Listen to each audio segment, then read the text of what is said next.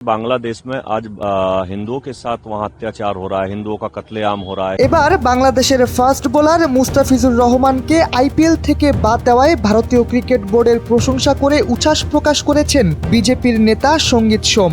মুস্তাফিজুর রহমান বাদ পড়ায় এটি ভারতের গোটা হিন্দু জনগণের বিজয় বলে উল্লেখ করেছেন তিনি। শনিবার ভারতীয় সংবাদ মাধ্যম এএনআই-কে দেওয়া এক সাক্ষাৎকারে তিনি বলেন, ভারতের 100 কোটি সনাতনীর কথা ভেবে মুস্তাফিজকে বাদ দেওয়ার সিদ্ধান্তের জন্য বিসিসিআই-কে ধন্যবাদ জানাই। আমরা আগেই বলেছিলাম এই ব্যাপারটি সহ্য করা হবে না, কারণ 100 কোটি ভারতীয়র আবেগকে উপেক্ষা করা যাবে না। কলকাতা নাইট রাইডার্স মুস্তাফিজুর রহমানকে দলে নেওয়ার পর থেকেই তীব্র সমালোচনা করে আসছিলেন তিনি।